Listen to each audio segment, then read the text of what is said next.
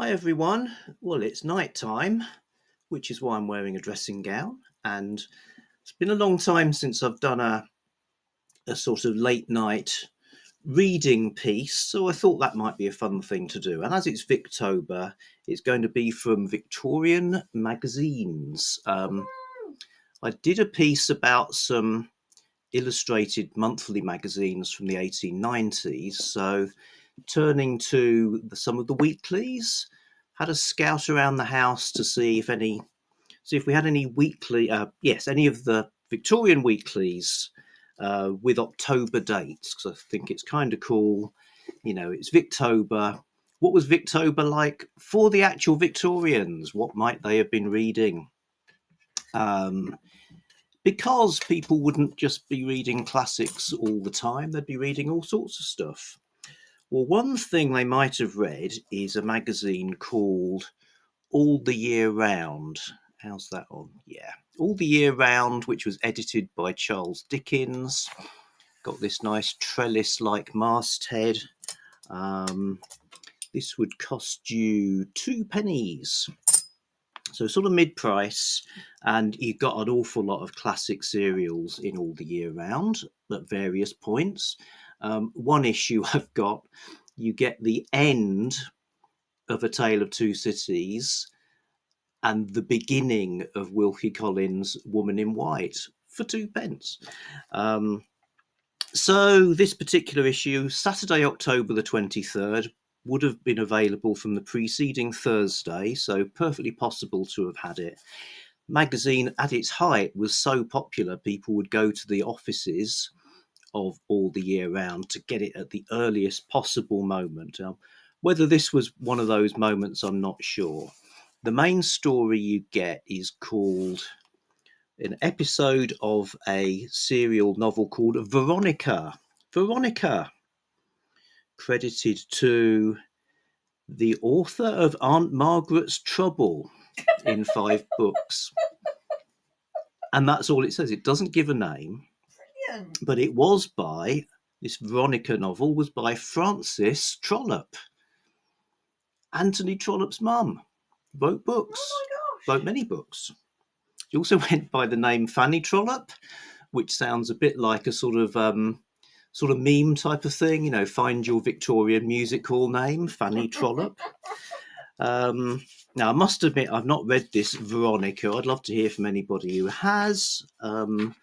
Maybe I will one of these years. But it's just interesting. You can, the same publication, it's got famous stuff and it's got stuff that people have barely heard of. That finishes, you get seaside stereoscopes, which is a piece, a sort of humorous article about the seaside, sort of travel article. Really interesting in that you're getting, there was this craze for seaside resorts, and you get a sort of sense of what that life was like. A poem. Another humorous piece called it's a short story called No Bribery. A sort of piece of journalism called An Unsubjected Woman, and then a story called Green Tea.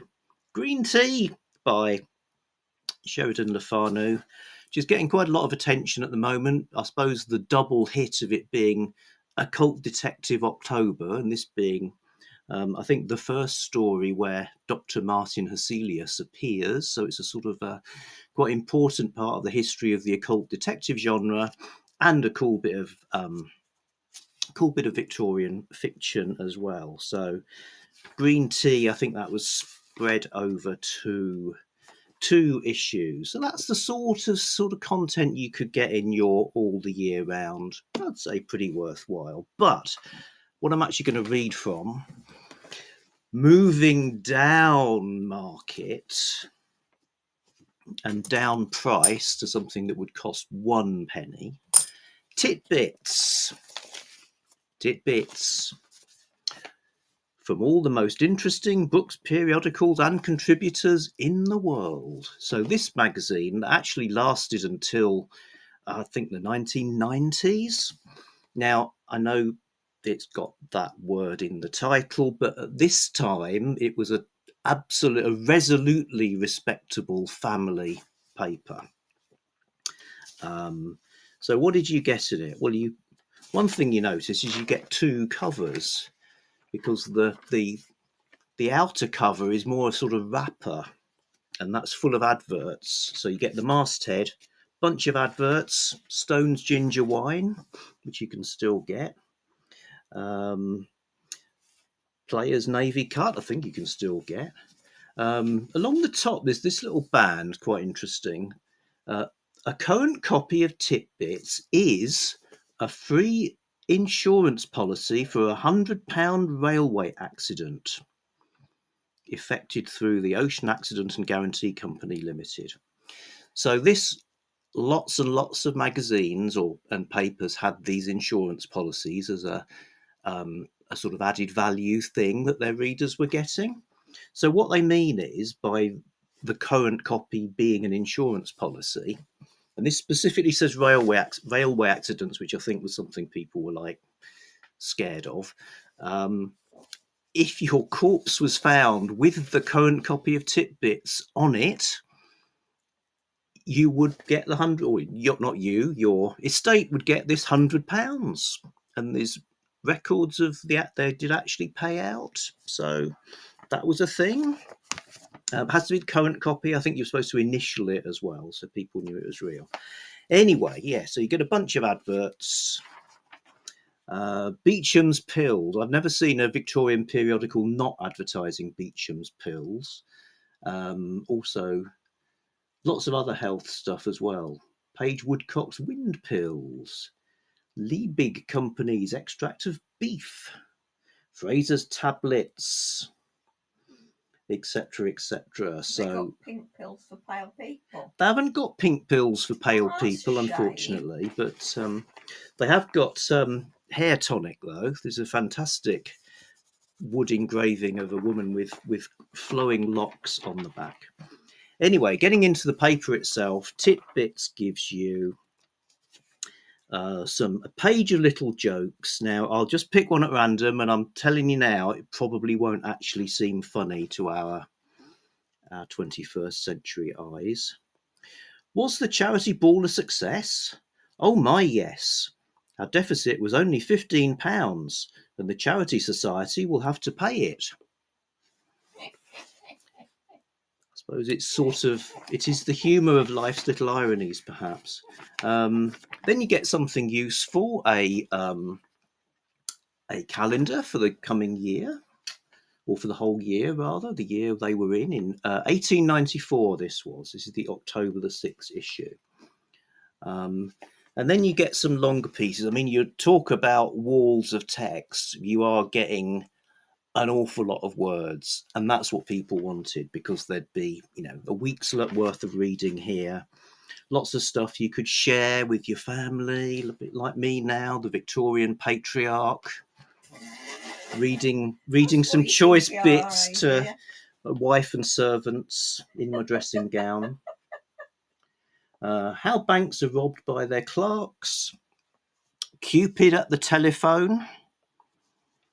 So that's, well, I suppose it gets interesting in when you see these kind of things of the times. Telephones would be interesting because it was new technology.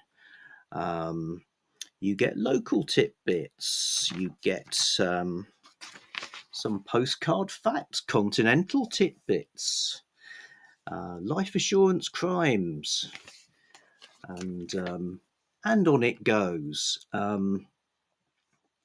Article about night blindness, article about millionaires and spendthrifts of ancient times.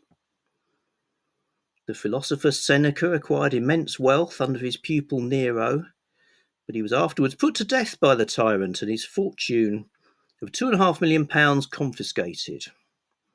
The wealth of Lentulus, the soothsayer, was estimated at £3.5 million. So then as now... Anyway, then as now, the riches of celebrities was something people were interested in. Right, so I am going to read you an entire page of Victorian life. So I'm going to stop telling you interesting things about the magazine. The rest of this video, if it's worked, will be me reading to you. So help you go to sleep. Article number 1, a warning to wearers of bicycle suits. I have just called, Miss Haing, said the angry lover, to say farewell. But before I say it, I want you to know that I have discovered your falseness, and I despise you for it. Why, William, whatever is the matter? Oh, you know well enough. Perhaps I didn't pass the gate last evening and see you with your head on another man's shoulder. But, William, I haven't seen any man but you, dearest. Honestly, I haven't. No, I suppose not. Then maybe I'm blind, deaf and dumb, and an idiot. Maybe you didn't have company last evening. No one, William, but my friend Winifred. No, I didn't, and I think you are a wretch. And you didn't stand at the gate. Oh, yes, we did. We were counting the stars, making wishes on them. Oh, yes, I suppose I was blind. Now, perhaps you'll describe Winifred to me. Why, she had on her felt hat, her black bicycle suit, white shirt front with a black satin tie and a white duck vest. You know Winifred, William. I see, he murmured. And what might have been a modern tragedy was averted, and William made it up on the spot. So, lots of interesting stuff there. Women bicycling, it's a bit of a new woman kind of thing, and this idea of the more practical clothing looking like men's clothing. Bicycle suits, yes. Piece number 2, strange dinner parties. Although the culinary art has in the last 20 years made rapid strides, still there is a certain sameness about dinner parties which, to the habitual diner out, comes but little short of dull monotony. Now and again, however, one comes across a hostess whose imagination or eccentricity is the means of providing a meal for her guests upon lines other than those upon which the ordinary dinner is given.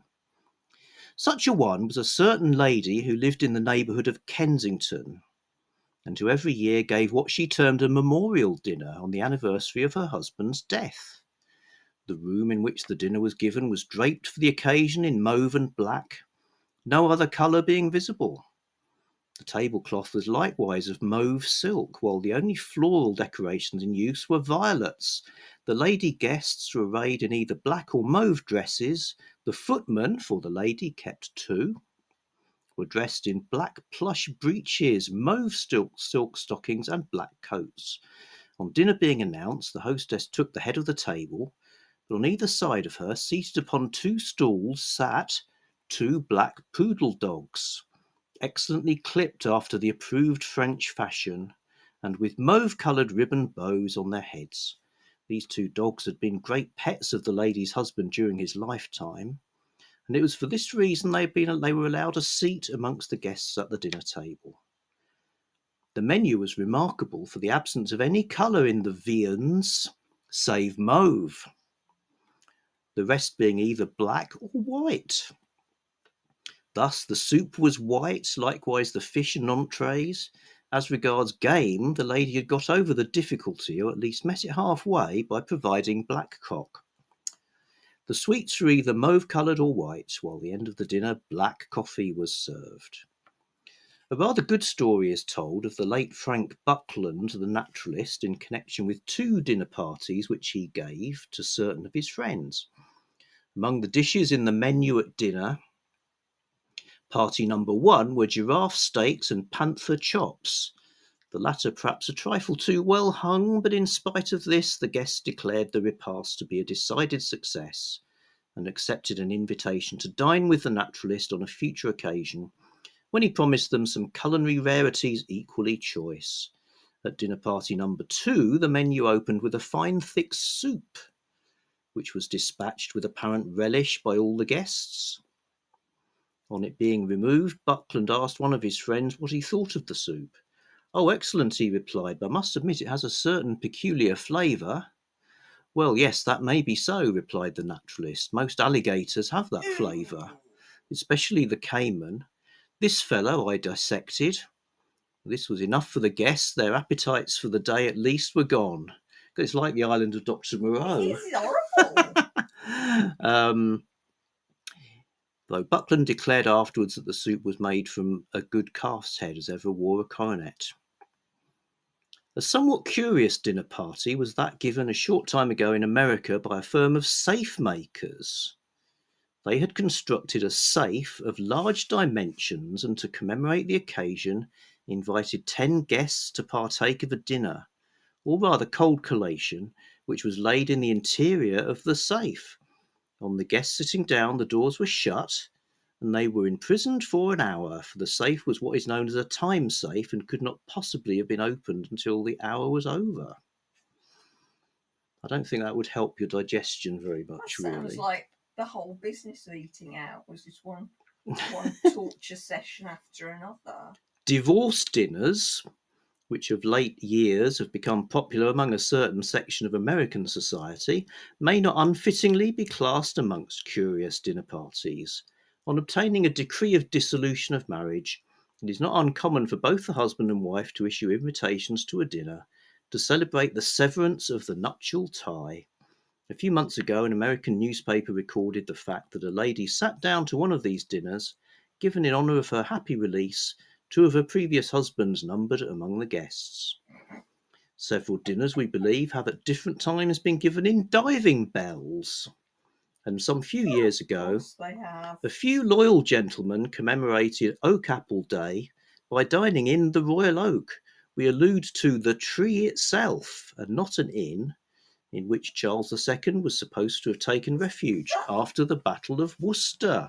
Is that the one in the grounds of that house near Wolverhampton that we went to? I think there are so many of these trees. Yeah, I think Charles II would have spent his whole life hiding in trees if they were all real ones.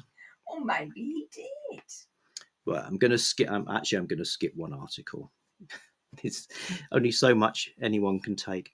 Maids of honour and their work. Maids of honour are chosen by the Queen herself. This being a Victorian month, something about the Queen, got to have. Maids of honour are chosen by the Queen herself from among the daughters of peers, who, if not themselves connected with the royal household, are personal friends of Her Majesty.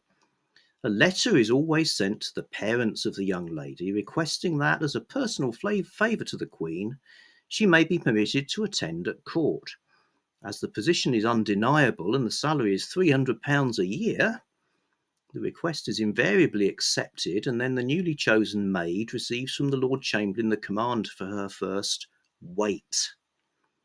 The first thing brought to the maid of honour is her badge, which is a miniature picture of the Queen set in brilliants and suspended to a ribbon. Just before the dinner hour, the maid of honour in waiting has to stand in the corridor outside the Queen's private apartments. She carries a bouquet, which on entering the dining room she lays at the right hand of the Queen's plate. The maid of honour sits at dinner next to the gentleman on the Queen's right. This rule is relaxed when royal guests are present. After dinner, unless otherwise commanded, the maid of honour retires to her own room, whence, however, she is frequently fetched to read, sing, play the piano, or take a hand at cards. Hard life. Dirty job. That's how we roll in this country, if anyone. And then the page finishes with a little filler joke. Young lady, how much? Telegraph clerk, 6pence. For that one word? Yes, same charge for 12 words or less. You can repeat the yes 6 times if you wish. No, that wouldn't look well. It's an answer to a proposal of marriage. Okay, lot more. There's a complete short story called The Shopwalker's Story, The Eve of My Wedding. And there is answers to correspondence, legal stuff, and you do get part of a novel in this as well. Beyond the Dreams of Avarice by Walter Besant. And Walter Besant, apparently an incredibly prolific novelist, And this is how he would work. His stuff would be serialized and then later published as books. And apparently he never missed a deadline. Then you get a few more adverts. Disfigured for life is the despairing cry of thousands afflicted with unsightly skin diseases. And what's the answer? Cuticura soap. Oh, you can still get that, I think. Ooh. You can get a patent electric scissor sharpener for 6p. And Lifebuoy soap, Pears soap, Cadbury's cocoa. Lots of these brands are still around, aren't they? Yeah. Rupture cured without operation. Pretty good. Always handy. These are the things, that and wanting your hair back, were the things the Victorians cared about. So that is my reading from October Titbits. Back soon with something else. Bye.